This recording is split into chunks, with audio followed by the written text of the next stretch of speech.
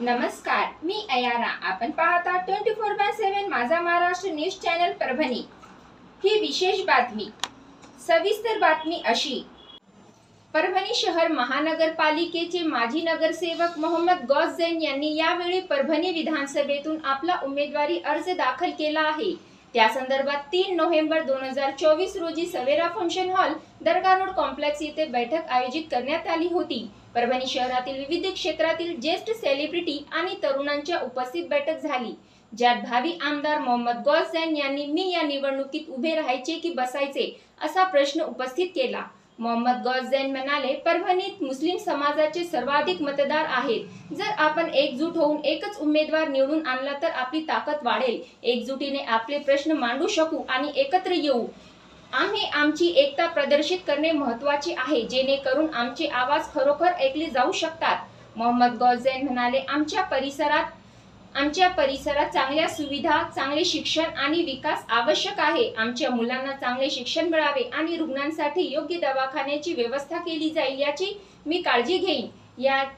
याला आमचे प्राधान्य आहे. आरोग्य आणि शिक्षण क्षेत्रात सुधारणा करा, जेणेकरून प्रत्येक नागरिकाला त्याचे हक्क मिळू शकतील. भावी आमदार जनतेत उभे राहून पैगंबरावर भाष्य करणाऱ्यांवर ठोस पावले उचलणार असल्याचे सांगून नवीन कायदा लागू करू असे सांगून या प्रकरणी कठोर कायदा करण्यासाठी प्रयत्न करणार असल्याचे आश्वासन त्यांनी जनतेला दिले.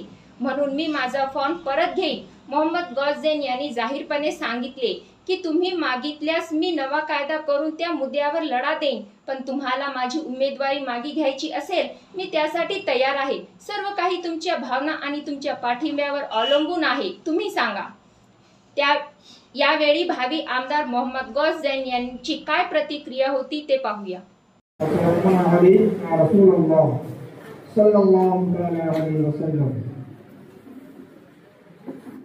उनकी महकने दिल के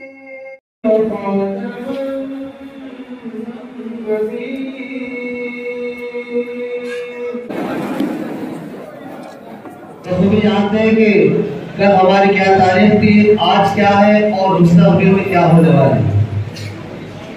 कभी हिंदुस्तान में मुसलमानों का दबदबा, मुसलमानों की हुकूमत और मुसलमानों को चाहो जलाल था, लेकिन फिरकावार ताकतों ने हमारे किस तरीके से हमको खत्म करना चाहिए, किस तरीके से हमको बाकायदा करते हुए पीछे डालना चाहिए, वो लोग अपने उसूल के हिसाब से वो काम अपना कर रहे हैं.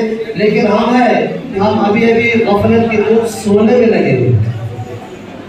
संगी मिजाज के लोगों ने ये जो काम कर रहे हैं, आज से तकरीबन 72-75 साल पहले से उनका अपना मिशन है, उन विषय पर वो बराबर काम कर रहे हैं. जब कहीं जाकर वो लोग अपने मकसद पर फायद होकर हुकूमत करके हमारे सरों पर सवार. लेकिन हम क्या है, हमारा बस एक ही है, खाओ पियो और जाओ. सुबह हो रही है तो हमारे मुख्तसर ताकत और मुख्तसर हमारा ये हाल है. किसी का सुबह होते मुसलमान तो जो लगता है सुबह होते खाता गोश्त, दोपहर में गोश्त और शाम में बेहोश. बेहोशी से हमको उठना है, कुछ ना कुछ हमको आगे बढ़ना है. हमारा अंदर सोच समझ और फिक्र अगर हम लगाएंगे, यकीन जाने कि हमारी जो नस्ल है कुछ ना कुछ बढ़ सकेगी, कुछ ना कुछ बढ़कर आगे बढ़ सकेगी. वरना ऐसा ना हो जाए कि आज हम तो जी रहे, किस तरीके से भी जी रहे, जो जैसा जी रहा उसको मालूम है कि हमारे जीने का मकसद क्या है और किस अंदाज में हम जी रहे हैं. लेकिन खुदा ना खास्ता ऐसा ना हो जाए कि जो आने वाली जो हमारी जो नस्लें हैं, हमारी जो औलादें होने वाली, ऐसा ना हो जाए किसी को जुल्म शिकार हो जाए और नस्ल वहीं पर खत्म हो जाए. जो कि गैर कौम ये चाहती है किस तरीके से मुसलमान को कौम को बर्बाद किया जाए, किस तरह मुसलमान कौम खत्म किया जाए. आए दिन जो मीडिया पर कुछ ना कुछ देखते रहते हैं, व्हाट्सएप के जरिए से, फेसबुक के जरिए से या अखबार के जरिए से, उनको अच्छी तरीके से पता है किस तरीके से लोग अपने अंदाज को पूरे तरीके से उतर रहे हैं और हमारे के गफलत के दिन सो रहे. ये जो इलेक्शन होते हैं, आपको बता दो मुख्तसर अंदाज में, चाहे बलिया का इलेक्शन हो, चाहे असेंबली का इलेक्शन हो, चाहे पार्लियामेंट का इलेक्शन हो, इसके अंदर जो वहां पर जो इंसान उनको भेज रहे हैं हमारे परवानी की तारीख बहुत गलत तरीके से जाती है कि हम हमारे नुमाइंदों को भेजते हैं, वो ऐसे नुमाइंदे हमारे वहां जाते हैं, कुछ बोलने की ताकत नहीं रखते वहां। जो कुछ भी होता है, जो कानून पंजाब अगर इलेक्शन हो तो मैं आपको बताना चाहता हूँ, परवानी का जो सारा कानून जो बनता है म्यूनिसिपालिटी के जो वहाँ पर जो कमेटी होती है वहाँ पर बनता है। महाराष्ट्र का जो कोई कानून बनता है असेंबली में हम इनको चून कर देते हैं, वहाँ पर जाकर मंत्रालय में वहाँ पर कानून बनता है। हिंदुस्तान में जो कानून बनता है पार्लियामेंट में जिसको हम चुन कर देते हैं वहाँ पर वो कानून बनता है।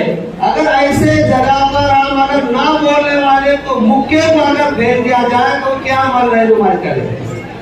वहीं पर अगर कोई बोलने वाला हो, असलायत हो, इल्म वाला हो, अपना कुछ रखता हो, सही समझता हो और पढ़ा लिखा अगर हो तो वहाँ पर अगर कोई भी अगर कानून अगर बनता है तो वो लोग उस कानून की मुखालिफत कर सकता है। ये हमारे मुआफिक अगर कानून पर कोई बना रहा है तो हमारे और भाई जैसा पढ़ा लिखा इंसान हो सकता है कि उस कानून के मुखालिफ हो, उसकी मुखालिफत करेगा। और अगर मुआफिक हमारे दरमियान अगर कानून चाहता है उसकी तारीफ करता हुआ नजर आएगा और हमारे हक के हासिल करने के लिए, हक वसूल करने के लिए कुछ बात बोलकर वो चीज पैदा करके अपनी बात को मनवा सकेगा। तो ऐसा ना हो जाए कि इंसान चाहता कुछ है और होता कुछ है। आज हमारे सामने बहुत बड़ा एक मसला है, हमारे दरमियान हमारे गौर सैन साहब एक उम्मीद लेकर हमारे सामने बैठने के लिए तैयार है, लेकिन इनका अपना इनका अकेले का काम नहीं है। ये तो खड़े हो जाएंगे लेकिन ऐसा हो जाएगा खाली अकेले खड़े हो जाने फिर अकेले बैठ जाने नहीं है। आप लोग इसलिए बुलाया गया कि भाई आपसे मशवरा लेना चाहते हैं हो कि भाई खड़े रहोगे मत करो, अगर तुम बोले खड़े रहे तो मैं खड़े हो जाता हूँ, तुम बोले बैठ जा तो मैं बैठ जाऊंगा। लेकिन मेरे खड़े होने में फायदा नहीं होगा कि मैं खड़े होने के बाद अगर तुम मेरी तारीफ करोगे, तुम मेरा साथ दोगे, मुझे आगे बढ़ने के लिए कहोगे, बुलंदराया तक पहुंचाओगे, असेंबली तक तो मुझे पहुंचाएंगे। हो सकता है कि मैं तुम्हारी आवाज बनकर तुम्हारी आवाज को साथ दूंगा और आने वाले कुछ न कुछ हासिल करने के लिए तुम समय बैठता रहूंगा। ऐसा ना हो जाए कि तुम खड़े हो जाए फिर एक तरह से कोई इधर जा रहा, कोई इधर जा रहा, कोई इधर जा रहा और बेचारे परेशान हो जाएंगे। ऐसा ना हो, इसलिए आपकी यहाँ तारीफ के गर्ज से आप भी यहाँ पर जमा हुए, मैं भी यहाँ पर जमा हूँ। अभी आपके साथ बिल्कुल बोल रहा है, हालांकि मेरे से तैयारी नहीं कि मुझे क्या बोलना है, लेकिन फिर भी बोलने की मैं कोशिश कर रहा हूँ। बात यही है, असेंबली का इलेक्शन हमारे सामने, हमारे गवर्नर साहब आपको ये भी मालूम होगा कि किसी पार्टी से खड़े हुए नहीं है, ना कांग्रेस से, ना राष्ट्रवादी से, ना एमआईएम से और ना किसी पार्टी से तारीफ भी नहीं है। बल्कि अगर तारीफ अगर किसी का अगर इनको मिलना है तो आप लोगों की तारीफ मिलना है कि आप लोग तारीफ देने के लिए तैयार है। तो एक मरतबा हम उनके हाथ पे आवाज मिलाए तो देखते हैं कि आगे क्या होता है। क्या आप हमारे गौरव साथ के उनके साथ देने के लिए तैयार है? क्या इनके हाथ में उसूल की जो लड़ाई जो लड़ना चाह रहे साथ आप लोग साथ देंगे? एक मरतबा जोर से नारा लगाओ ताकि हमारे गौरव को पता चले कि आप लोग उनका साथ है। हमारे गौरव भाई तुम आगे बढ़ो, सब तुम आगे बढ़ो, इस बात का अंदाजा है कि जिस माहौल से, जिन हालात से हम दो चार हैं, ऐसे हालात में यकीनन बहैसियत मुसलमान हमारे जज्बात ईमानी हमें झिझोड़ते हैं। हमारे दिलों में वो जज्बात, वो तखय्युलात आते हैं कि काश मेरे पास वो हिम्मत होती, मेरे पास वो जज्बा होता, मेरे पास वो पावर होती कि गुस्ताखे नबी को मैं जमीन से पाक कर देता, गुस्ताखे नबी का मैं खात्मा कर देता। लेकिन हमें मालूम है कि हमारी आवाज में वो दम नहीं, हमारे अंदाज में वो पावर नहीं और हमारे पास कोई इख्तियार नहीं, इसलिए कि हमारा कोई नेता पॉलिटिकल लीडर नहीं। इसीलिए आप लोगों ने देखा होगा कि मुख्तलिफ अंदाज से मुख्तलिफ मकामात पर हम लोगों को धमकियां दी जाती है, मॉबलिंचिंग की जाती है, डराया जाता है, धमकाया जाता है। लेकिन एक शायर ने कहा था कि सच का ये तकाजा है मेरे यार गिरा दो। ये हमारे लिए मौका है सच का ये तकाजा है मेरे यार गिरा दो, अमन की जो दुश्मन है वो सरकार गिरा दो। मुझे मेरे मजहब से ये तहजीब मिली है, मुझे मेरे मजहब से ये तहजीब मिली है, दुश्मन जो निहत्ता हो तो तलवार गिरा दो, और एक भाई को जो भाई से मिलने नहीं देती बेहतर है कि आंगन की हो दीवार गिरा दो। हमारे पास एक गोल्डन चांस है, सुनहरा मौका है, हमारे पास अभी फिलहाल सारी चीजें मुहैया है, लेकिन जरूरत है तो हमारी बेदारी की, जरूरत है तो हमारे इत्तेहाद की। इसलिए कि हम लोगों के बहकावे में आके अपना जमीर बेच देते हैं, हम वक्ती मफाद की खातिर, हालिया पेशे नजर चंद रुपयों के खातिर अपने एक कीमती वोट को जाया कर देते हैं। हम मुस्तकबिल को नहीं सोचते हैं, हम अपने मुस्तकबिल के रोशन करने के बारे में कोई ख्याल नहीं करते हैं, इसलिए कि हम वक्ती फायदा सोचते हैं। हमें मालूम है कि आज हमें 1000-2000 रुपए दे दिए जाएंगे, हमारा वोट ले लिया जाएगा, लेकिन ये नहीं सोचते हैं कि आगे चलकर हमारी आवाज बनकर वहां तक कौन पहुंचाएगा, हमारे हक का मुतालबा वहां पर उनके सामने कौन करेगा, हमें अपने हुकूक कौन दिलाएगा। ऐसे ही रहनुमा को अगर हम चुन के लाएंगे तो हम तमाम परभनी वालों की आवाज बनकर वहां तक आवाज पहुंचाएंगे। हमारी आवाज में वो पावर होगा, हमारी आवाज में वो दम होगा, फिर किसी फिर किसी नामाकुल की ये मजाल नहीं होगी कि वो हमारे दीन पर, हमारे इस्लाम पर, हमारे कुरान पर और हमारे नबी पाक सल्लल्लाहु अलैहि वसल्लम की शान पर कोई गुस्ताखाना कहीं ना कहे। शायर ने कहा था कि दर बदर भटकता हूँ, आफियत नहीं मिलती, शहर है मेरा लेकिन शहरियत नहीं मिलती, राह गुजर बता कहे रहबर किसको, मोतबर जमाने में शख्सियत नहीं मिलती। हमारे सामने मोतबर शख्सियत है, हमारे सामने जैन साहब एक मोतबर वाले शख्सियत है, मोतबर शख्सियत है, साहिब इल्म व वकार है। हमारे पास मौका है, हमें अपने इत्तेहाद को सामने रखकर और हमारे फ्यूचर को, हमारे मुस्तकबिल को सामने रखकर अपने वोट का सही इस्तेमाल करना है, ऐसे लीडर को आगे लाना है ताकि हमारा मुस्तकबिल रोशन हो सके और हम अपने हुकूक को सर चढ़ कर ले सके। दबे पांव लेना ये हुकूक के लेने का नहीं, दी पे ले लेंगे हम इंशाल्लाह, ये हमारा हक है, हम छीन कर लेंगे, इसलिए कि उनकी निस्बत का ताज रखते हैं। अभी कौज़ैन साहब ने जैसा किसी को धमकी भरे कलिमात कहे, मैं ये शेर नजर करूंगा कि ये जितनी धमकी आप लोगों ने सुनी है वो उससे हमारे जाहिर सी बात है गैरत ईमानी को ठेस पहुंचती है, लेकिन उनकी निस्बत का ताज रखते हैं, उनकी निस्बत का ताज रखते हैं, हर मर्ज का इलाज रखते हैं। खौफ क्या होगा हमें यजीदों से, हम हुसैनी मिजाज रखते हैं। भारत आंदोलन का है, मुसलमानों को वोट देती, किस दौर से हम गुजर रहे और लोग कहते हुए परभनी की सीट नहीं आती। अल्लाह चाहे और आप लोग भी अगर वो यूपी में तबाही बचा के और ये महाराष्ट्र में खत्म करने के लिए बोल रहा है और उसका नारा है कि भाई बड़े तो रहेंगे तो करेंगे, ये उनके लिए नहीं है, ये हमारे लिए बताओ। आज हम तुरंत बने हुए हैं और हाथ से काम कर रहे, यूपी में जाओ, उत्तर प्रदेश, महाराष्ट्र ज्यादा है, देखो हमारे मस्जिदों में हमले हो रहे, हमारे घर में हमले हो रहे और ये सब तमाशा लग रहे। क्यों? एक जाति मुसलमानों में नहीं रही, एक जाति मुसलमानों में परभनी में पहली बार बता दो, क्योंकि एक जाति में बिल्कुल कामयाबी है अल्हम्दुलिल्लाह। मैं क्या है क्योंकि मुखर नहीं हूँ इसलिए बताया, हालात हरदा में बता रहा हूँ मैं। आप देखिए वो योगी बाबा होगा, जोगी बाबा हो, वो बुलडोजर बाबा हो, अरे इतने हम ईमान के कमजोर हो गए, उन्हें आ रहा नहीं आ रहा।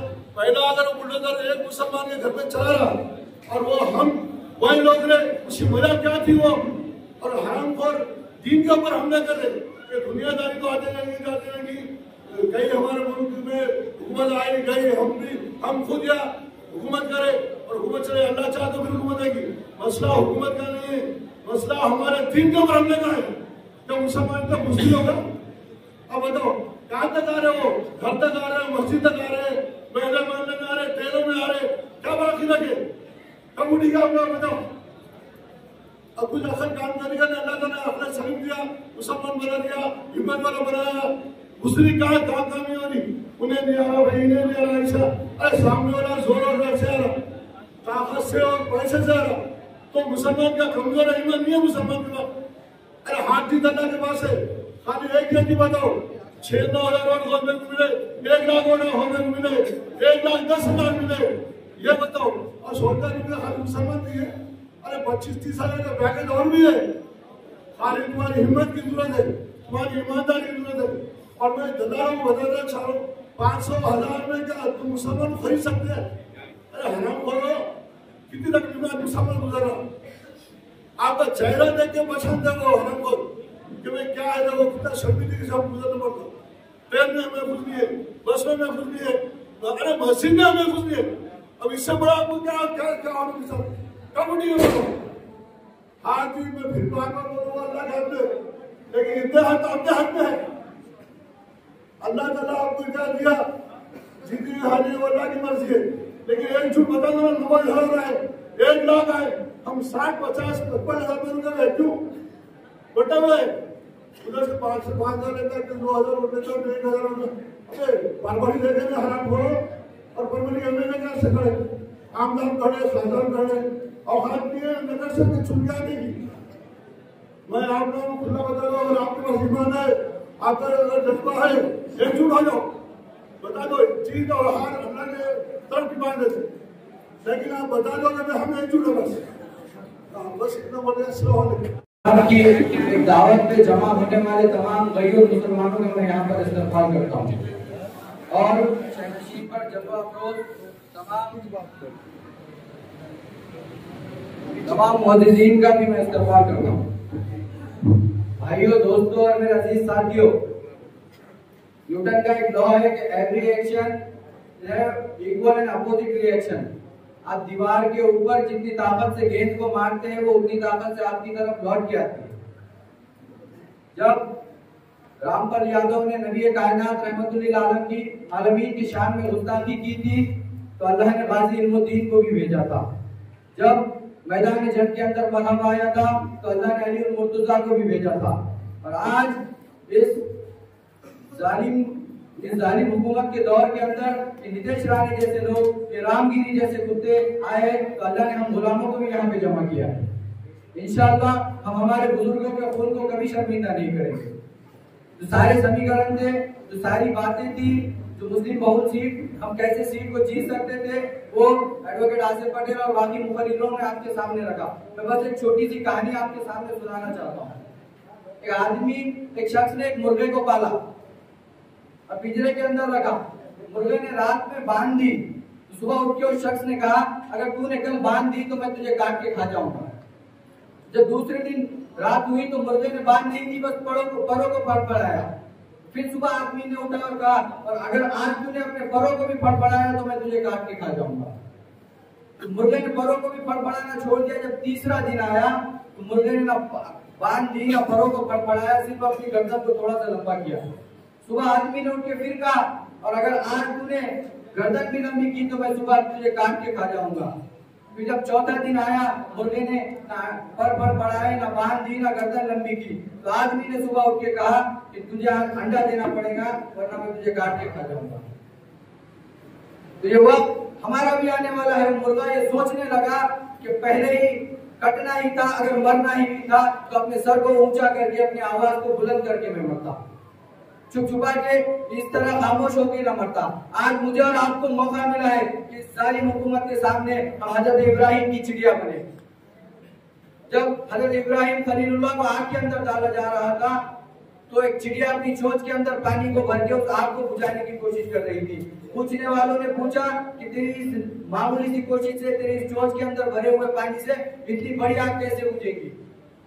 तो चिड़िया का जवाब आप अपने दिलों पे हाथ रखकर सुनिए, अपने ज़हन नशीन कर लीजिए। तो चिड़िया ने एक तारीखी जवाब दिया, जो आने वाले क़यामत तक भी अगर वो जवाब कोई ऐसा दे नहीं सकता। तो चिड़िया ने कहा कि कल रोज़े महशर जब अल्लाह मुझसे पूछेगा, मेरे खलीलुल्लाह को, मेरे इब्राहिम को जब आग के अंदर डाला जा रहा था तो तू क्या कर रही थी?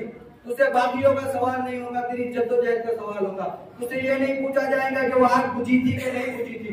तुझसे ये पूछा जाएगा कि तू क्यों खामोश खड़ी थी, तूने क्या किया था। तो चिड़िया ने कहा, मैं फख्र से कह सकूंगी कि मेरी जितनी ताकत थी, मेरी जितनी इस्तेताअत थी, मैंने उतना काम किया। आज मेरी और आपकी जो इस्तेताअत है, मेरे और आपके अंदर जो हमारी ताकत है, वो वोट की ताकत है। आज 1 लाख के ऊपर मुसलमान इस परभनी विधानसभा के अंदर मौजूद है। आपको किसी की जरूरत नहीं है, आप सिर्फ एक तरफा वोट कीजिए, एक ऐसे शख्स को, एक ऐसे उम्मत के मोहसिन को, एक ऐसे मिल्लत के उम्मीदवार को जो हर वक्त मिल्लत की फिक्र में, गम में, हर वक्त मैदान में मौजूद है। मैं सालों से मोहम्मद गौहर साहब के साथ सफर कर रहा हूँ, मुख्तलिफ धर्मों के अंदर रहा हूँ, आंदोलनों में रहा हूँ, फलाही कामों में, समाजी कामों में, दीनी कामों में मौजूद रहा हूँ। शाहीन बाग में समझता हूँ परभनी के अंदर कोई शख्स इतना नहीं होगा जितना हम लोग घूमे। मुंबई हो, पूना हो, पूरे महाराष्ट्र के अंदर जगह जगह जाके हमने शाहीन बागों को खड़े करने का काम किया और लोगों को जागरूक किया कि इस जालिम हुकूमत के सामने नहीं झुकना है। इस जालिम हुकूमत के सामने आप ये ललकार के कहो कि सितमगर इधर आ, हुनर आजमाए, तो तीर आजमा, हम जिगर आजमाए।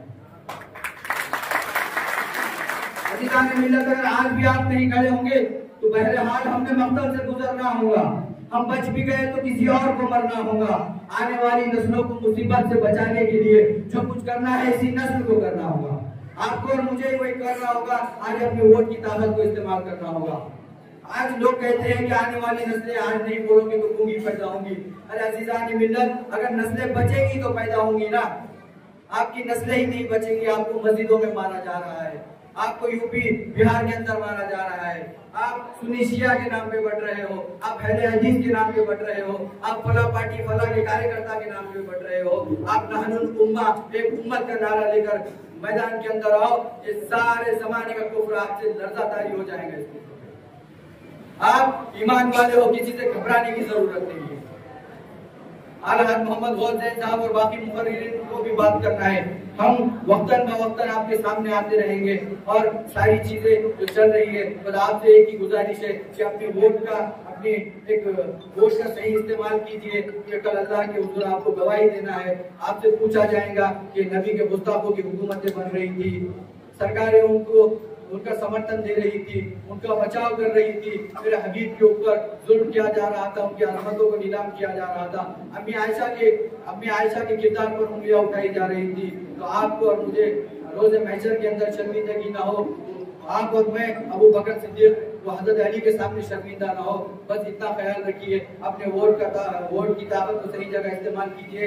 आज मोहम्मद गौहर साहब को अपना वोट दीजिए। शुक्रिया। वाक़िर जिम्मेदारी से काम करोगे तो जरूर बहुत भाई जहन ये 100% से कामयाब होंगे। जब बहुत भाई हमारे बल्दिया के इलेक्शन में जब खड़े हुए थे तो कांग्रेस से उनका इरादा था खड़े होने का, लेकिन कांग्रेस से टिकट नहीं मिला तो बहुत भाई नाराज हो चुके थे। लेकिन हम लोगों ने बहुत भाई से ये कहा कि आप नाराज मत होइए, आप अपक्ष बोल के खड़िए, हम आपको चुनकर लाएंगे। और हमने अपना वादा निभाया और बहुत भाई को अपक्ष उम्मीदवार को हमने बल्दिया में। अभी भी बहुत भाई को कोई पार्टी से टिकट नहीं मिला और बहुत भाई अपक्ष बोल के खड़े हैं। तो अपक्ष बोल के खड़े हैं तो आप लोगों का जिम्मेदारी ये है कि बहुत भाई के लिए आप लोग मेहनत करेंगे और बहुत भाई को विधानसभा के अंदर आप आमदार बोल के उनको भेजेंगे। ये बहुत भाई जो है ये गरीबों के मसीहा है। हमने बहुत नजदीक से देखा है उनको, ये गरीबों की बहुत मदद करते हैं। जो बहुत भाई की जो डिग्री है LLB भी है, माशाल्लाह उनकी जो डिग्री थी वो और बढ़ गई है। और अगर वो चुनकर आए तो आप लोगों के मसले हल होते जाएंगे। तो मेरी सबसे आप लोगों से गुजारिश है कि बहुत भाई को ज्यादा से ज्यादा वोटों से आप जीत कर लाएंगे।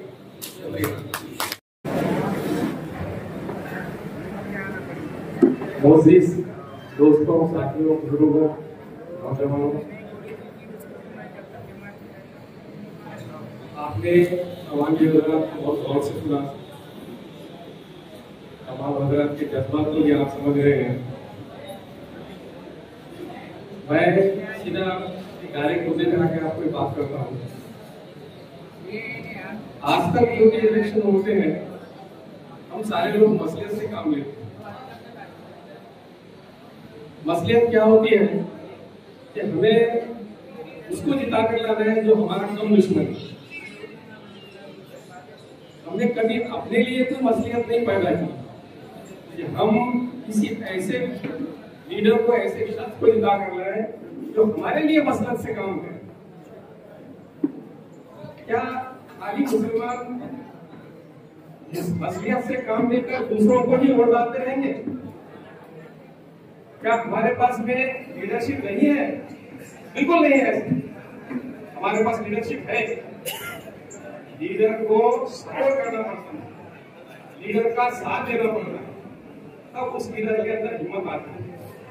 आज जिस तरह से आप लोग यहाँ जमा हुए हैं, यह इस बात की निशानी है कि आप गौर साहब के साथ हैं। आप है ना गौर साहब की? तो लीडरशिप के लिए जो क्वालिटीज चाहिए वो क्वालिटीज आज गौर के पास है। आप रिवायती लीडरशिप पर मत जाइए। 25 साल 30 साल से आप देख रहे हैं रिवायती लीडर खड़े रह रहे हैं, बैठ रहे हैं, खड़े रहे हैं, बैठ रहे हैं। इवन हमने उनको 40-40, 50-50 सारा वोट देकर लीडर बनाया, लेकिन उन्होंने उसका भी फायदा नहीं उठाया। हमने लीडर पैदा किए 40-40, 50-50 वोट डालकर उनको, लेकिन उनको उस वोट की अहमियत का पता नहीं है। लीडर बनाए जाते हैं और लीडर आप लोग बनाते हैं। रिवायती लीडरशिप को खत्म कीजिए। पढ़े लिखे समझदार नौजवान शख्स को आप अपना लीडर तस्लीम कीजिए। जब तक आप सही आदमी का चॉइस नहीं करेंगे, आपको सही रास्ता नहीं मिलेगा। और एक बात याद रखिए, नौजवान जो है, नौजवान ही इंकलाब ला सकते हैं। हमारे जैसे 60-70 साल 75 साल वाले लोग इंकलाब नहीं ला सकते, हम लोग आपको राह दिखा सकते हैं। इंकलाब लाना, तब्दीली करना, ये सिर्फ नौजवानों के हाथ में है। क्यों? तो जो मेहनत नौजवान कर सकता है वो बुजुर्ग नहीं कर सकता। बुजुर्ग राह दिखा सकता है, मशवरा दे सकता है, सही चीजों, सही और गलत का आपको फायदा पहुंचा सकता है। मेरी आपसे गुजारिश है कि आप अपने लीडर को तस्लीम कीजिए। किसी को भी लीडर बनाइए, उसकी लीडरशिप को तस्लीम कीजिए। अगर आप लीडरशिप को तस्लीम करेंगे तो आपके वजूद कायम रहेगा। आपका वजूद कायम आपको रखना है, आपके वजूद को गवर्नमेंट से तस्लीम करवाना है, तो आपको एक ऐसा लीडर जो आपके महल्ले का, आपके शहर का उठकर खड़े होगा और आपके लिए बात करेगा, तभी आपका वजूद कायम रहेगा। वरना भीड़ में जाकर कोई फायदा नहीं है। भीड़ में लाठीचार्ज होती है, लीडर के ऊपर लाठीचार्ज नहीं होती। आप लीडर चुनिए और लीडर को आगे करिए, वही लीडर आपको आपके वजूद को कायम रखने में आपकी मदद करेगा। तो देखिए, ये लड़ाई जो है इलेक्शन की लड़ाई जीतने की, हारने की नहीं है। इलेक्शन की लड़ाई दरअसल है हमारे वजूद को कायम रखने की, हमारे वजूद को तस्लीम करवा के लेने की हुकूमत से कि हम हैं, हमारे लीडर हैं, हम 1 लाख लोग उसके साथ हैं। ये चीज ही आपको आपके वजूद को, अभी जंग जो है सो ये खत्म हो गई है, ये जंग नहीं है, जंग है आपके वजूद को कायम रखने की। आप मेरी बात को संजीदगी से समझिए कि आपका एक वोट, आपका एक वोट आपके लीडर की को ताकत पहुंचाता है। और इसके लिए हर वो नौजवान को अपने महल्ले में ईमानदारी से और मेहनत से आपको उसके ऊपर काम करना होगा। हमने इसके लिए बहुत अच्छी सी स्ट्रेटेजी तैयार की है। हमारे साथ में एक अच्छी सी टीम है काम करने के लिए। जो भी होगा 4 तारीख के बाद में, हमें बहुत सारे साथ को सपोर्ट करना है और हमें ऐसे लीडर को तस्लीम करना है जिसके अंदर में काबिलियत हो। आप लोग जानते हैं, सारे लोगों को मालूम है कि औज़े साहब की क्या काबिलियत है, क्या क्वालिटी होती है। मैं तमाम जितने भी यहाँ मौजूद नौजवान हैं उन सबसे गुजारिश करता हूँ कि वो जो है सो इनके लिए बहुत ज्यादा आगे बढ़कर काम करें। बाकी जो भी होगा इंशाल्लाह हम हमारी कोशिश करेंगे हमारे वजूद को और हमारे हैसियत को तस्लीम करवाने की। जो हालात चल रहे हैं या हालात में सिर्फ एक ही है कि हम आगे बढ़कर हमारे किसी एक लीडर को तस्लीम करें और उसको आगे करें। बात लीडर से होती है, भीड़ से बात नहीं होती। हमें लीडर बनाना है। ये आप परभनी के लोग तय कीजिए कि हम एक लीडर बनाएंगे और उसे भेजेंगे, विधानसभा में भेजेंगे और हमारी बातों को वहां से मनवा करेंगे इंशाअल्लाह।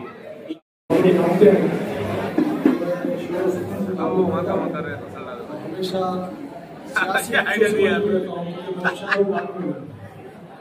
एक तो भाई एक तो भाषण करो नहीं तो इनका हूँ तो तुम्हारा रिकॉर्ड नहीं हो रहा। मुसलमानों के जिस तरह से मुस्लिम लीडरशिप को खत्म करने की साजिशें रची जा रही है, कई लीडरों को पैसे लेकर बिठाया जा रहा है, कहीं से टिकट मैनेज कराए जा रहे हैं। साहब मैं ये देख रहा हूँ और मुझे अफसोस भी हो रहा है और थोड़ी फिक्र भी हो रही है कि परभनी में कहीं ना कहीं लीडरशिप डेवलप होनी चाहिए। तो गौसैन साहब जो अपक्ष उम्मीदवार है, हमारा काम वोट डालना है और हमारी लीडरशिप को डेवलप करना है। मैं एक छोटा सा किस्सा सुनाता हूँ साहब। मैं गौसैन साहब को पिछले 7-8 सालों से एक अच्छे इंसान के तौर पे जानता हूँ। हम मुंबई में जो इम्तियाज जलील साहब की जो तिरंगा रैली हुई थी, मैं उनके कार में ही मौजूद था उनके साथ में। तो साहब हम जब रैली से वापस आ रहे थे, रात के 11 बज रहे थे और मुंबई के हाईवे पर जो ढाबे होते हैं, वो ढाबों पर पुलिस ढाबों को बंद करा रही थी। लोग भूखे प्यासे सवेरे से जो निकले हुए थे, और रात में जब पूरा मोर्चा हो गया, जुलूस खत्म हो गया, उसके बाद जब वापस आ रहे थे तो तमाम जो ढाबे थे वो ढाबों पर पुलिस ने कड़की से बंद कराए। ये लोगों को भूखे और प्यासे भेजे, मुसलमानों को जातिवादी तौर पर उन्होंने काम किया। हम लोग एक ढाबे पर रुके, आसिफ पटेल साथ में थे, गौस भाई साथ में थे। तो हम लोग जब ढाबे पे रुके, हमने खाने से जब फारे हुए तो पुलिस की गाड़ी आ गई। हम लोग बाहर निकले तो पुलिस वाले इतनी तेज रफ्तार से ढाबे में घुस गए और लोगों पर लाठियां चलाई उन्होंने। तो हम लोग गाड़ी में बैठ रहे थे साहब, तो गौस भाई ने वापस गाड़ी का दरवाजा बंद किया और वापस ढाबे के अंदर गए हम लोग। तो यकीन जानिए गौसैन साहब जो मुंबई पुलिस है वो पूरे हिंदुस्तान में मशहूर है। वो मुंबई पुलिस के पीआई के आंग पर चले गए मेरे सामने। हम लोगों ने बहुत समझाया कि कानून हाथ में मत लीजिए गौस भाई, लफड़े हो जाएंगे, हम लोग अलग काम के लिए आए। उन्होंने बोले नहीं, लोग भूखे प्यासे हैं और ये दादागिरी से ढाबा बंद करा रहे। उन्हें पता है कि ये लोग जुलूस से लौट कर आ रहे हैं, तो उन्हें वो पीआई के आंख पर चले गए गौस भाई मारने के लिए। आसिफ पटेल ने मैंने रुका है, मैंने वही सोच लिया कि यार आदमी जज्बाती है, ये सियासी आदमी नहीं है। गौस भाई जो है तो वो जज्बाती आदमी है, और ऐसे ही जज्बाती लोगों को हम लोगों को छूकर लाना है, जो संसद में विधानसभा में हमारे मुद्दों को रखे, हमारी बात वहाँ पर अच्छे ढंग से पेश करे, और जो है मुसलमानों की एक लीडरशिप जो है तो ये तैयार हो। बस हम लोग यही उम्मीद करते हैं कि आप गौस भाई का साथ दें और इंशाल्लाह उन्हें भारी मतों से चुनकर लाए। बस अपनी बात को निकलता हूँ। ये खामोश मिजाजी तुम्हें जीने नहीं देंगी। इस दौर में जीना है तो कोहराम बचा दो। इस्लाम की जो पहली जंग थी वो भी तादाद के ऊपर नहीं लड़ी गई। जो जंग बदर थी उसमें 313 मुसलमान थे एक साइड, और दूसरी तरफ पर 1000 मुसलमान, 2000 5,000। तो हमको अपनी तादाद पे नहीं देखना है। सबसे अच्छी बात यह है कि यहाँ हम 313 से ज्यादा है। हमको यहाँ से स्टार्ट करना है। गौस सर को मैं मेरी बचपन से पहचानता हूँ। मैं आज तक कोई पॉलिटिशियन के पीछे नहीं घुमा, इवन मैं नगर सेवक के पीछे भी नहीं घुमा।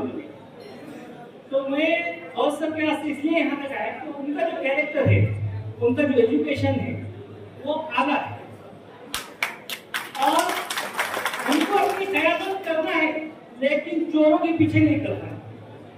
हमको ऐसे शिक्षक के लिए करना है कि अगर अल्लाह ने हमको पूछा कि तुम किसके पीछे खड़े थे, तो हमको उसका जवाब देना है।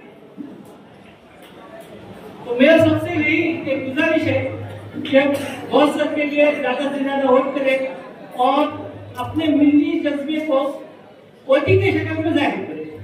ठीक है, इतना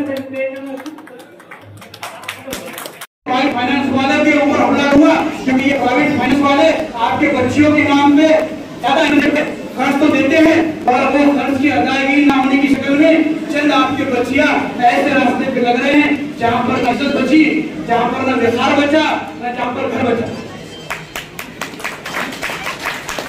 पॉइंट हमने प्रोग्राम तैयार किया है। रहीम सर, एडवोकेट आसिफ साहब, डॉक्टर साहब सब मिलकर मैं बता आपके सामने क्या दिया हूँ आपको, मगर मेरे पीछे हमने बहुत मनज़म तरीके से हमने बहुत सी प्लानिंग की है। 30 पॉइंट प्रोग्राम हमने बनाया है।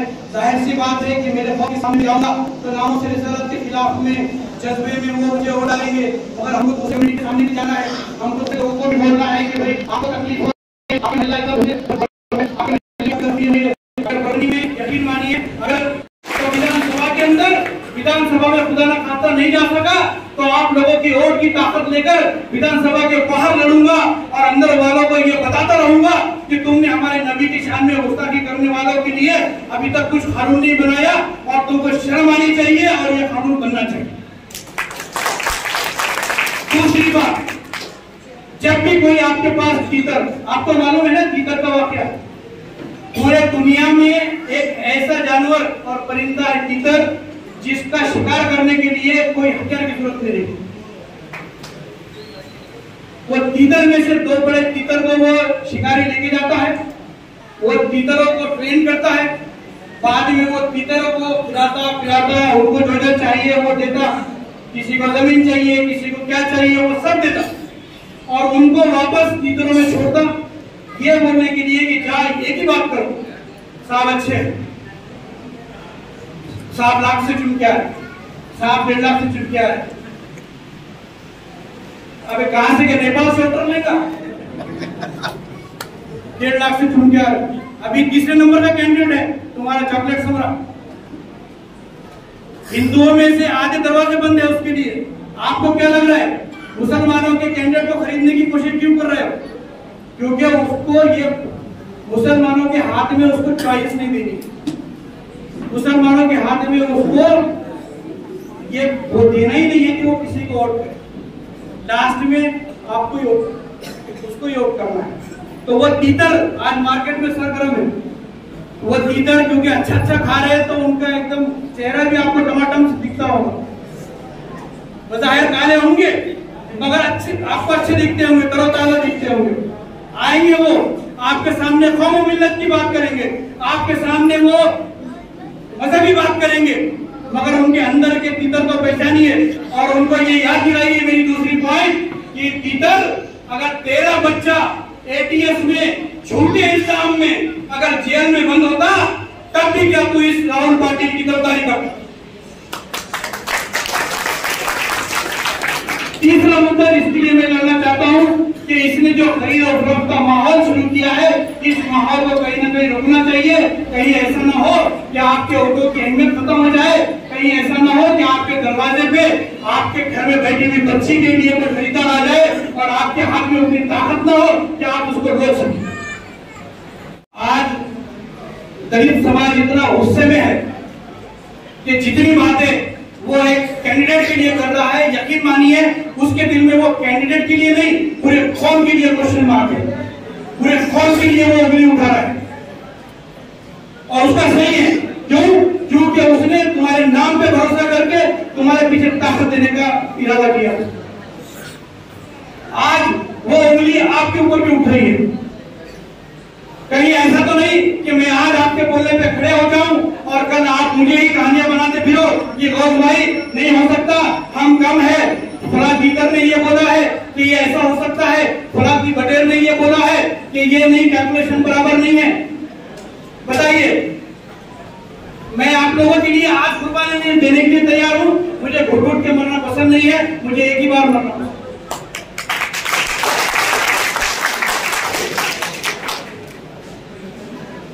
कोई वोट डिवाइड नहीं होगा। 10 कैंडिडेट रहने दो आपके सामने, जैसा मैं आपके सामने मेरी बात कर रहा हूं वैसा सब लोगों को बुलाइए, सब लोगों को कसम दिलाइए और उनसे ये पूछिए कि तुमको अगर ताकत दी गई तो क्या तुम उम्मत मुस्लिमा की ताकत बनोगे? मैं उनके साथ बैठने के लिए तैयार हूं, उनके सामने बात करने के लिए तैयार हूं। मगर ये बात मत कीजिए कि 4 कैंडिडेट खड़े रह गए, 5 कैंडिडेट खड़े रह गए, अब वोट का बंटवारा होगा और ये तो आपको डिसाइड करना है। एक पड़ोसी दूसरे पड़ोसी को बात करेगा, एक महल्ले वाला दूसरे महल्ले वाले को बात करेगा, एक इमाम को मस्जिद का इमाम दूसरी मस्जिद के इमाम से बात करेगा, एक महल्ले का जिम्मेदार दूसरे महल्ले के जिम्मेदार से बात करेगा, एक दोस्त अपने दूसरे दोस्त से बात करेगा, एक रिश्तेदार अपने दूसरे रिश्तेदार से बात करेगा और ये मनी मन में फैसला बनाएगा कि जिसको भी वोट दो वो मुसलमान रहे और वो जिसको वोट देंगे आप सब एक ही जगह वोट देंगे। यकीन मानिए 25 साल पहले परभनी विधानसभा के लिए जंग क्या हुआ करती थी कि मुसलमान आएगा या मराठा आएगा, 50% चांस था। उस वक्त में आपको जानकर ताजुब होगा कि जब शमीम अहमद खान साहब ने इलेक्शन लड़ा उस वक्त में मुसलमानों की तादाद 36,000। वो 36,000 में उनको यह खदशा रहता था कि मुसलमान चुन के आ सकता है जैसे रहमान खान साहब चुन के आए। आज वो लड़ाई नीचे जाते जाते जाते इस लेवल पे पहुंच गई है कि चुन के आ ही नहीं सकता। और आज हमने अगर किसी को लड़ने के लिए नहीं चुना तो कल की लड़ाई ये होगी, कल आपके सामने ये बात आएगी कि कोई लड़ ही नहीं सकता। मैं आपको मोगरा की एग्जांपल देना चाहूंगा। मोगरा मुंबई में एक कॉन्स्टिट्यूंसी है विधानसभा की जहां पर 80% आबादी मुसलमानों की है और वहां पर बदकिस्मती की बात यह है कि 25 साल से एक गैर मुस्लिम आदमी वहां पर आमदार बन रहा है और आपके कमसिन बच्चों को, 18 साल के बच्चों को, 20 साल के बच्चों को और बच्चियों को नशे का आदी कर रहा है। आज तुम में इतनी हिम्मत नहीं है वहां पर कि उसके खिलाफ खड़े हो जाओ, आवाज उठाओ और चुन करो। क्यों? क्योंकि हिमायत पैसों में बिकती थी, किसी और पार्टी ने पैसे लेके किसी कमजोर कैंडिडेट को खड़े कर दिया और उसके सामने, मुसलमानों के सामने कोई रास्ता नहीं छोड़ा सिवाय इसके कि मजबूरी में उसको वोट किया। क्या आप दूसरा मुमरा होना चाहते हैं? मुझे तो यकीन है कि कोई मुसलमान पैसे लेके वोट नहीं देता, मुझे यकीन है इस बात। और आज के माहौल में तो नहीं, क्योंकि जो मुसलमान पैसे लेकर वोट देगा वो अपने नबी के लिए वफादार नहीं रहेगा। क्योंकि ये लड़ाई हमारे तरक्की की नहीं है, ये लड़ाई मेरे उस घर के लिए नहीं है जहां पर 2 मंजिलें बनी है उस पर तीसरी मंजिल पे नहीं जाए।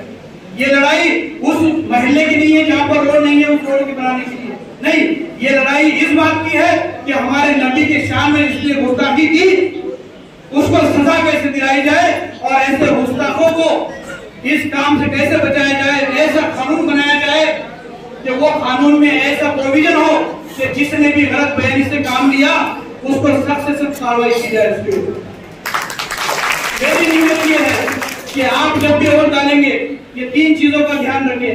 सबसे पहली चीज कि आपको वोट उस ताकत को जाएगा, मैं विधानसभा में जाऊं या ना जाऊं, मेरी जिंदगी जब तक है तब तक ये कानून के लिए मैं आप लोगों की ताकत लेकर लड़ता रहूंगा। क्वेश्चन से वो इम्पोर्टेंट है।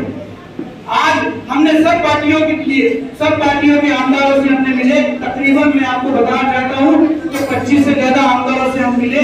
हमने उनको एक रिक्वेस्ट की कि भाई आप एक वीडियो बना दो, एक वीडियो बना के ये बोल दो कि मुसलमानों तुमने हमको वोट दिया, तुम हमको आगे भी वोट देने वाले हो, हम कुछ नहीं तो नहीं, हम तुम्हारे महल्ले में रोड नहीं बनाएंगे, हम तुम्हारे महल्ले में नाली नहीं बनाएंगे, हम तुम्हारे स्कूल अच्छे नहीं करेंगे, हम तुम्हारे लिए तहसील ऑफिस में बात नहीं करेंगे, तो ना सही कम से कम हमारे नबी के शान में गुस्ताखी से रोकने के लिए एक कानून बना दे। मैं आज भी बोलना चाहता हूँ, कल सुबह 10 बजे तक राहुल पाटिल अगर पूरे हिंदुओं को जमा करके हिंदुओं के सामने अगर ये ऐलान करता है कि अगर मैं विधानसभा में जाने के बाद ही अगर रामू से रिसालत के खिलाफ में कानून बनाऊंगा तो मैं आप लोगों की सत्य गवाही में पीछे हटने के लिए तैयार हूं। किस बेशर्मी की बात कर रहे हैं? कौन सी बेशर्मी है आपकी कि तुम इलेक्शन से पहले इलेक्शन लड़ना चाहते हो? तुम्हारी ये हिम्मत तो नहीं हुई कि लोगों के सामने जाए, लोगों को ये बोले कि 10 साल में मैं निकम्मा साबित हुआ, 10 साल में ना मैं तुम्हारे शहर को खून से बचा सका, ना तुम्हारे शहर को मैं कोई तरक्की दे सका, ना तुम्हारे शहर में अच्छे रोड बना सका, ना तुम्हारे शहर में कोई सनत ला सका ताकि तुम्हारे बच्चे वहां पर जाए और रोजगार हासिल करे और हराम की रोजी कमाए। अच्छा तो ये होगा कि आप पार्टियों को मैनेज करने की बजाय लोगों के सामने आके हाथ जोड़ते उनसे और उनको ये बोलते कि 10 साल में मेरी गलती हो गई, 10 साल में मैं नफरत में था, आने वाले 5 साल अगर आप मौका देंगे ईमानदारी से तो मैं आपके लिए काम करूंगा। आपके पास पैसे हैं तो आपने पैसों का रोजगार लगाना शुरू किया। यकीन मानिए मेरे पास ईमान की ताकत है, मेरे पास ईमान वाले लोग हैं, मैं ये ताकत को इस्तेमाल करूंगा। और ये कौन सी बात हो गई कि तुम हर बात को पैसों में तोलते हो। अच्छा होता कि माजी लोगों को बिठाते, मगर इज्जत से बिठाते बेचारे को, उसको ये बोलते कि हम तुमको एमएलसी देंगे, हम तुम्हारे मुस्लिम समाज में किसी एक आदमी को आप लेकर आओ, हम एमएलसी देने के लिए तैयार है। मैं उसके लिए भी कुर्बानी देने के लिए तैयार हूं। शख्स के हिसाब से मोहम्मद गौस को नहीं चाहिए, किसी मुस्लिम को चाहिए। महापौर की भी जब बात हुई थी तो सबसे पहले आवाज यही उठाया था मैंने कि आप कांग्रेस के आदमी को महापौर बनाए। जब उनमें से किसी की हिम्मत नहीं हुई तो फिर मैंने अपना नाम पेश किया। मैं आप लोगों से ये गुजारिश करना चाहता हूं और आप लोगों से ये पूछना चाहता हूं कि मैं लड़ूं या मैं भी बिक जाऊं। लड़ो सर, आप बताइए मुझे आपका साथ चाहिए, मुझे वो खुदगी की बात नहीं चाहिए कि हम जीत नहीं सकते, हम हार नहीं सकते। आप मुझे 5,000 वोट दो या मुझे 50,000 वोट दो, मेरी जीत हो या मेरी हार हो, मैं इंशाल्लाह आप लोगों के बीच में काम करता है।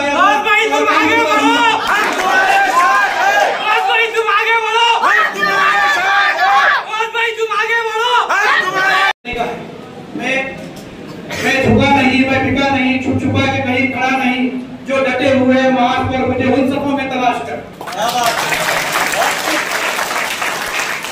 परभनी विधानसभा में 1,07,242 वोट।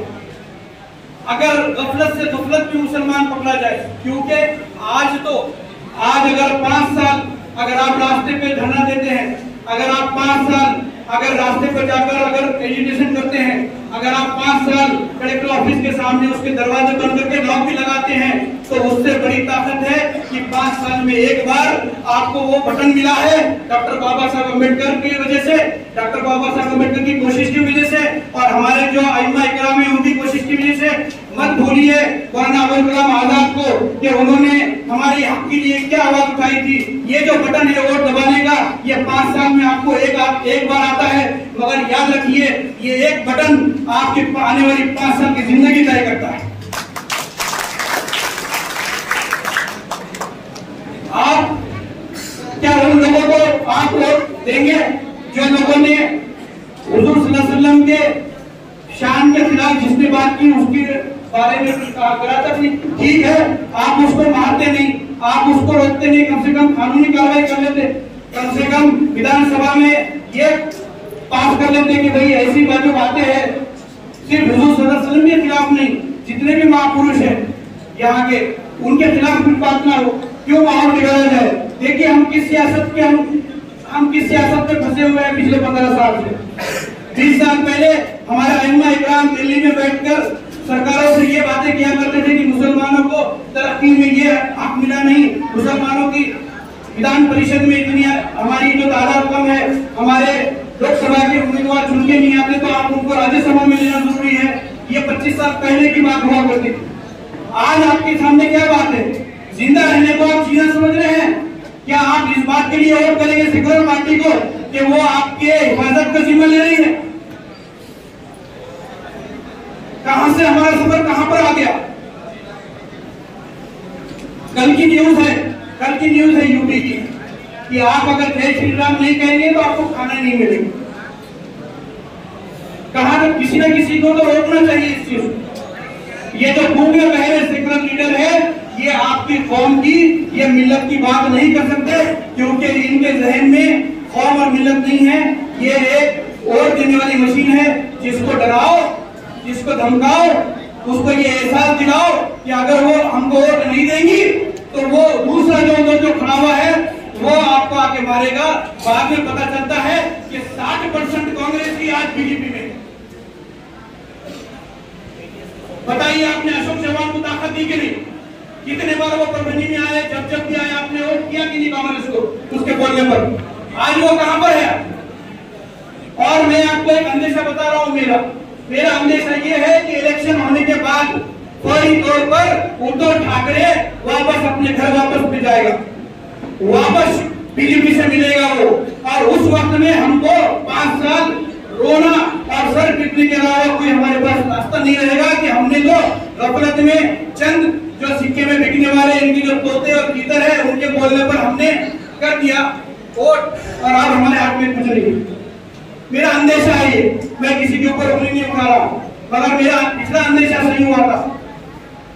पुराने मरकज में मीटिंग हुई थी लोकसभा के लिए, जब विटेकर खड़ा हुआ था राष्ट्रवादी की तरफ से और बंडू यादव खड़ा हुआ था शिवसेना की तरफ से। पुराने मरकज की मीटिंग थी। उस मीटिंग में सब लोगों ने अपनी अपनी बात रखी थी, मैंने अपनी बात रखी थी। वहां पर मैंने ये कहा था उनको कि आप अगर विटेकर को वोट करने की अगर आप बात कर रहे हैं तो आप क्या ये जमानत ले सकते हैं कि आने वाले 5 साल राष्ट्रवादी कांग्रेस शिवसेना से हाथ नहीं मिलाएगी? मेरे जहन में कुछ नहीं था, बड़ा साफ था, मेरे मुंह से बात निकल गई मस्जिद में। हुआ ऐसी कि 6 महीने के बाद राष्ट्रवादी और शिवसेना एक हो गई। लोकसभा में आपने उलमा इकराम के बोलने पर, आइमा इकराम के बोलने पर, हमारे मुफक्किरीन के बोलने पर, हमारे जिम्मेदारों के बोलने पर हमने एक साथ लोकसभा में शिवसेना को वोट किया। उसके बाद ये 1.5 साल में 4 हादसे की बात करूंगा मैं। वैसे तो बहुत हादसे हुए मगर 4 हादसे आप लोगों के सामने रखना चाहूंगा।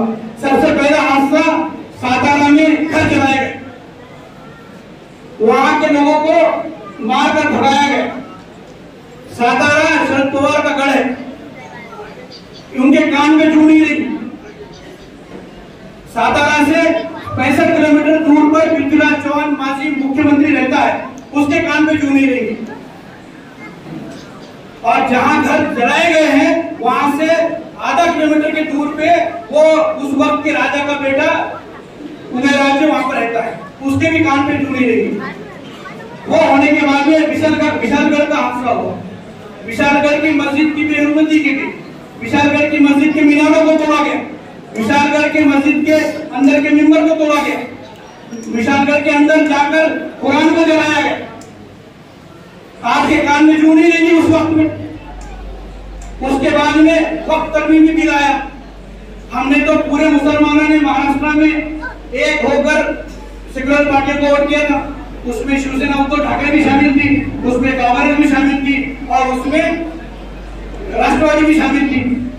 शिवसेना के 9 के 9 एमपी, आप वीडियो उठा के देख लीजिए।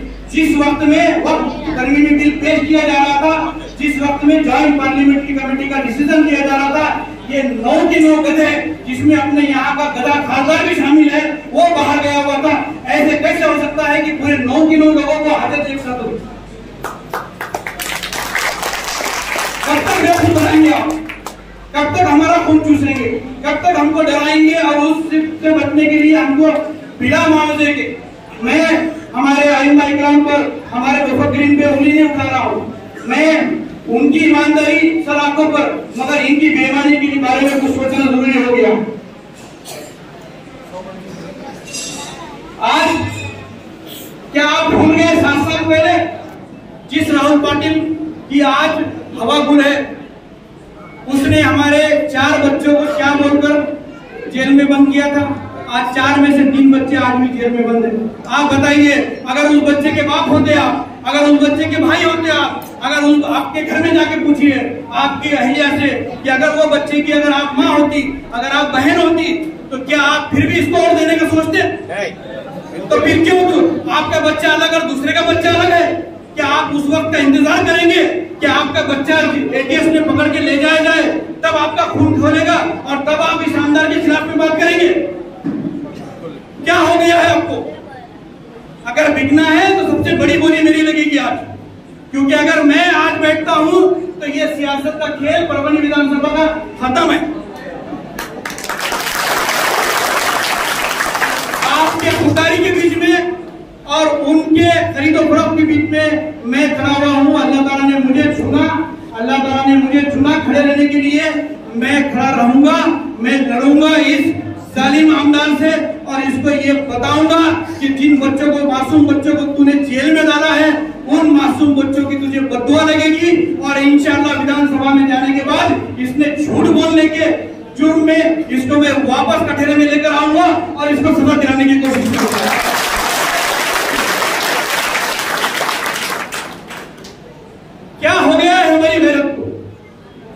पार्टी आपको टिकट देती है, साथ में आपको 15 से 20 हजार वोट देती है, कुछ मेहनत करने की जरूरत नहीं। वो पार्टी ऐसी है, वो कम्युनिटी के लोग ऐसे हैं कि आप अगर उनके पास नहीं जाएंगे बे तो वो आपको वोट करेंगे। फिर भी आपके दिमाग में ये खुराफात आती है कि नहीं, मुझे अगर चंद पैसे मिल रहे हैं तो मैं बिक जाऊं। अरे थोड़ी देर के लिए सोचा होता, अगर बिकना ही था तो टिकट फॉर्म भरने से पहले बिक जाते, पता नहीं चलता। बहुत से लोग पहले ही बिके हुए हैं, आपको पता नहीं है। बहुत से लोग 3 महीने पहले कितने लोग उछल रहे थे इलेक्शन में खड़े रहने के लिए, कितने लोगों के नाम आ रहे थे। जैसे जैसे इलेक्शन नजदीक आता गया वैसे वैसे उनके सौदे होते गए, वैसे वैसे उनके मामला सेट होते गए। किसी को जमीन की फिक्र, किसी को अपने स्कूल की फिक्र, किसी को किसकी फिक्र। आप अपने तौर पे उसके पहलू में जाते रहे और इलेक्शन से बाहर होते रहे। क्या 1,07,000 मुसलमानों के लिए एक आदमी खड़े नहीं रह सकता? कौम ने 40 साल गवा है कि कौम ने किसी गैर को वोट किया ही नहीं विधानसभा में, नहीं किया। मैं बात करता हूँ ऐसा है, बात से आप शुरू कीजिए, वहां से उसके बाद में शमीर खान को आप देखिए, उसके बाद सज्जुद आला को देखिए, उसके बाद लियाकत अंसारी साहब को देखिए, उसके बाद मिर्जा लाला को देखिए, उसके बाद मैं और अली खान दोनों मिला के देखिए। कौम ने तो हमेशा अपने नुमाइंदों को ही चुनने की कोशिश की है, मगर हमारे वोट का मोल क्यों नहीं ये किया गया? जो आदमी 5 साल में पहला ऐसा कैंडिडेट हुआ आपके सामने जो मुसलमानों की तरफ से दूसरा विधानसभा लड़ रहा हो। हर आदमी ने पहला इलेक्शन लड़ा, अपना कद ऊंचा किया और अपने हिसाब से अपने कुर्सी पे बैठ गए। मिलत के लिए कौन लड़ेगा? मैं कब तक अपनी कुर्सी के लिए देखूं? मैं ये कर देखूं कि मुझे महापौर बनाएगा कौन? मैं क्यों ये देखूं कि मुझे महापौर कौन बनाएगा? मैं ये क्यों देखूं कि मुझे किसी बॉडी का अध्यक्ष बनाया दिया जाएगा? मैं नहीं देखता।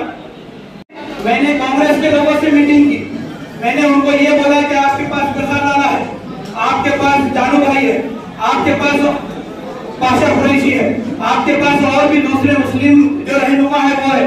आप मुझे मत दीजिए महापौर का पद, आप एक काम कीजिए, आपके अंदर से जो मुस्लिम भाई आगे आना चाहता है आप उनको महापौर का पद दीजिए, मैं उनके साथ बगैर किसी मुआवजे के खड़े रहने के लिए तैयार हूँ।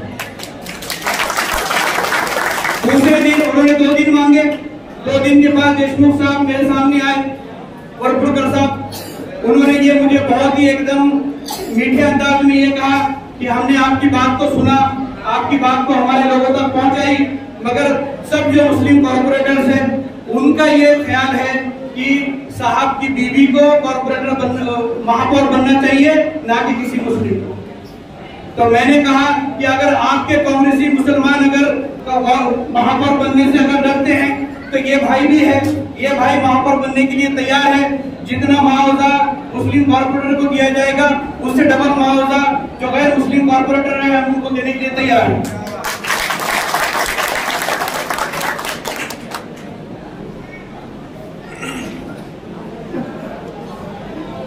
तो बात सुनी नहीं गई, बात नहीं सुनी गई, तो फिर हमने अली जनाब बाबा जनी साहब के साथ राब्ता कायम किया। उन्होंने मेरे बात पे लब्बे की कि हाँ मुस्लिम कॉर्पोरेटर ज्यादा है तो आपको महापौर बनने में हम आपकी दिलोजान से मदद करेंगे। उन्होंने अपना वादा पूरा किया, उन्होंने मुझे अपक्ष फॉर्म भरने लगाया महापौर का, और अपनी पूरी ईमानदारी से उनके जो 23 नगर सेवक थे जिसमें हमारे अब्दुल जावेद साहब भी थे यहाँ के, उन्होंने वोट किया और बाकी सब लोगों ने वोट किया और हम 2nd नंबर पर आए। बात यहाँ तक नहीं रुकी, बात सिर्फ हार जीत की नहीं है। मैं इसलिए बात ये पीछे की करना चाहता हूँ आप लोगों से कि अगर बात हार की होती तो मैं 5 साल पहले हार चुका था। बात वहां पर रुकी नहीं, क्योंकि आप लोगों ने मुझे महल्ले से प्रभाव से ताकत दी। मैंने महापौर का इलेक्शन लड़ा, मैंने महापौर का इलेक्शन लड़कर हिम्मत जुटाई तो मैं लीडरशिप में आया।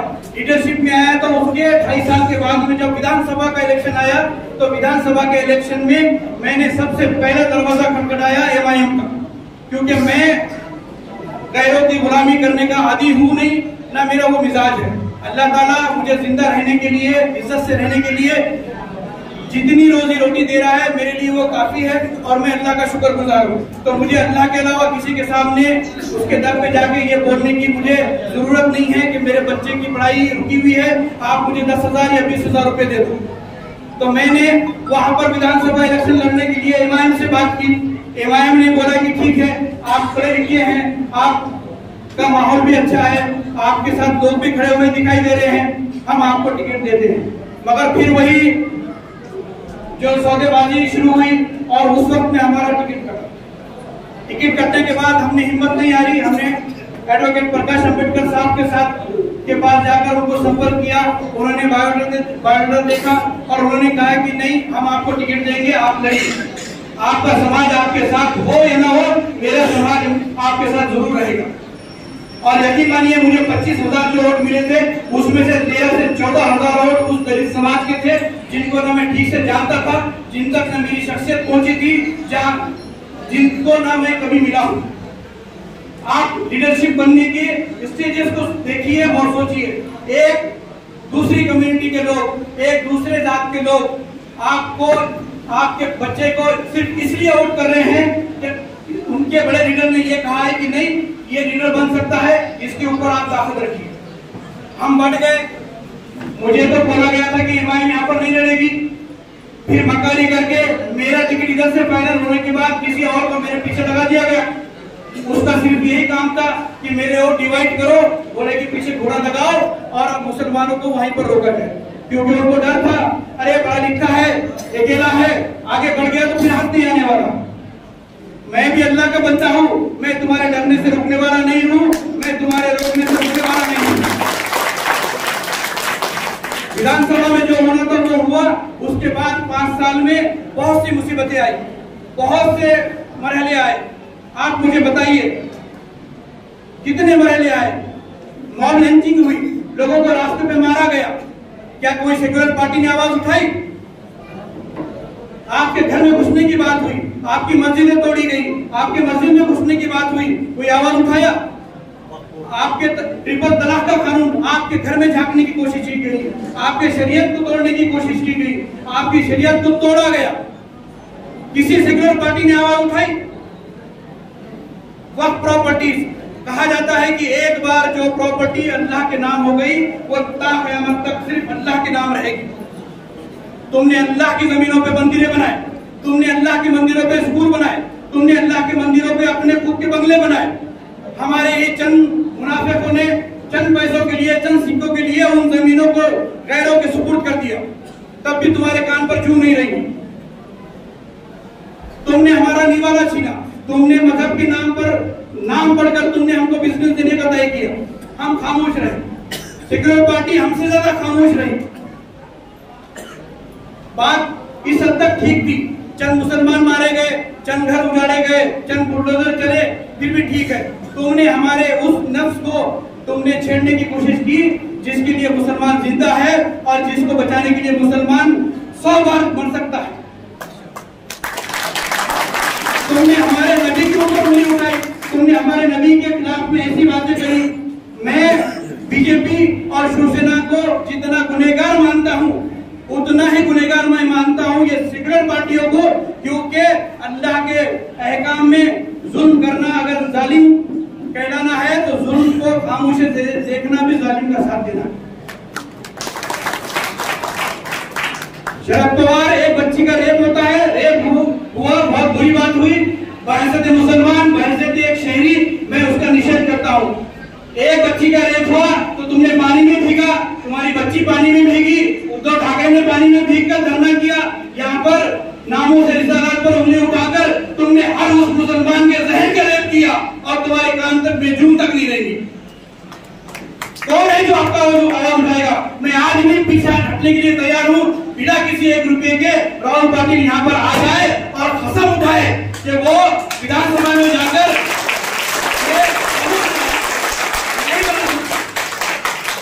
नहीं बना सकता।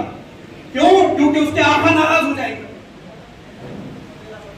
तुमने आज भी इस इलेक्शन में हम एमआईएम के पास गए, एमआईएम ने फिर ताकर हमने इम्तियाज जलील ने आवाज उठाई कि हम नामों से रिसालत के लिए हम रैली निकालेंगे। हम हुजूर सल्लल्लाहु अलैहि वसल्लम के शान में गुस्ताखी हुई है, उसके खिलाफ हम ताकत बन के लोगों को बताएंगे, हुकूमत को बताएंगे कि हम एक है। हमने उनका ताकत से साथ दिया, वहां पर गए, वो उसका हमको रिजल्ट भी निकला।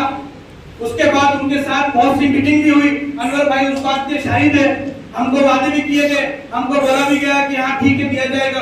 फिर बाद में तुम्हारा अचानक सौदा हो जाता है, किसी से पता चलता है कि 1 करोड़ पहुंचाएंगे, किसी को पता चलता है, किसी से पता चलता है कि 2 करोड़ पहुंचाएंगे, और टिकट रोकने की कोशिश की थी। आप टिकट कितना भी रोको, मैं रुकने वाला नहीं हूं। हम आपके साथ में सर। शुक्रिया।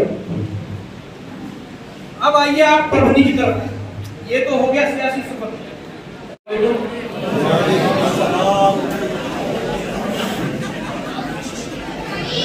सबसे पहले तो मैं अल्लाह का शुक्र अदा करता हूँ कि अल्लाह ताला ने मुझे लड़ने वालों की सफर में रखा।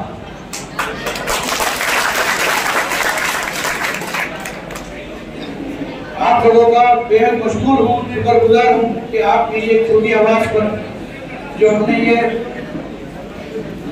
मशवरे की जो महफिल सजाई है, आपने अपना कीमती वक्त निकाला है। जैसा कि सदर साहब ने बताया, ऐसी सफर बहुत ही इत्तेफाक से हुआ है शुरू। मैं आप लोगों के सामने ये एक दिल की बात बताना चाहता हूँ कि मैं कोई ऐसा सोच के सियासत में आया हुआ शख्स नहीं हूँ। मैं पिछले 8 साल पुरानी बात कर रहा हूँ। मेरे छोटे भाई इमरान को सियासत का शौक था, जज्बा था। उसने महापालिका में अपने आप को नुमाइंदा बनाने के लिए कोशिशें शुरू की, लोगों के बीच में जाना शुरू किया, महल्ले में मीटिंग्स ली, प्रभाग में मीटिंग्स ली, और जब फॉर्म डालने का वक्त आया, हमने कांग्रेस का दरवाजा खटखटाया, हमने राष्ट्रवादी का दरवाजा खटखटाया। उसके बाद में कोई दरवाजा हमारे लिए नहीं खुला। हम थोड़ा मायूस हुए। सदर साहब ने और महल्ले के और प्रभाग के सभी लोगों ने ये कहा कि पार्टियों के दरवाजे आपके लिए बंद है, हमारे दरवाजे नहीं। अब उसके बाद ये हुआ कि जब फॉर्म भरने की बारी आई तो इमरान ने मेरे अहिया का फॉर्म भरा, आलिया अंजुम मोहम्मद गौस। जैसे ही लोगों के सामने आलिया अंजुम मोहम्मद गौस आया, बाकी सब नाम रह गए बाजू में और वो मोहम्मद गौस ही आगे गया, और महल्ले से ताकत मिली। हमने बहुत ही ज्यादा मार्जिन से यहाँ पर कामयाबी हासिल की। अनवर खान साहब जो पीछे बैठे हैं वो भी इस बात के शायद हैं कि हमने इलेक्शन कैसे लड़ा और किस मुद्दों पे लड़ा। उसके बाद 3 दिन के बाद में मुझे एक मौका आया।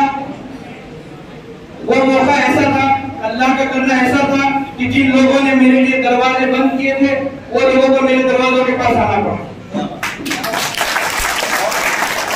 उन्होंने मुझे ऑफर किया, किसी ने 50 लाख का ऑफर किया, किसी ने 75 लाख का ऑफर किया, किसी का बेटा मेरे घर पर 1 करोड़ रुपए लेके आया, किसी को और कुछ ऑफर करना था वो कर चुका।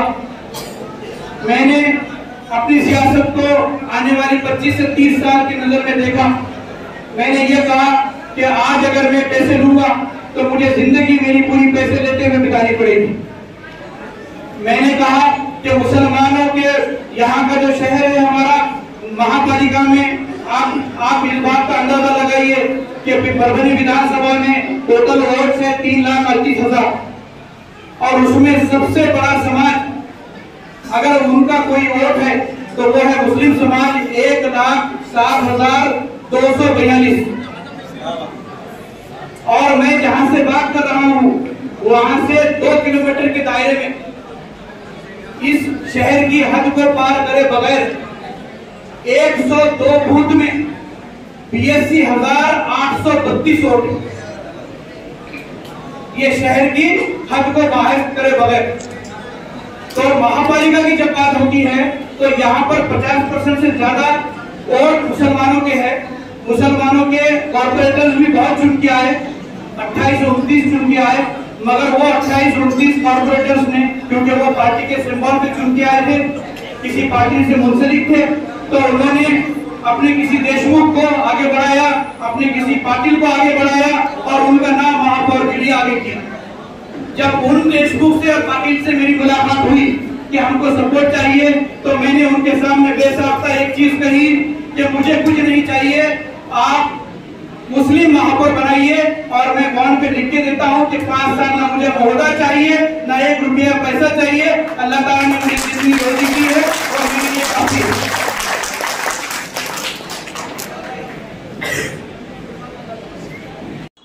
आपण पाहता 24/7 माझा महाराष्ट्र न्यूज चॅनल परभणी। आमचं न्यूज सर्वप्रथम आपणास पाहाव्यास मिळावा यासाठी आमच्या चॅनलला सबस्क्राइब करा आणि हो, घंटीचं बटन दाबायला विसरू नका।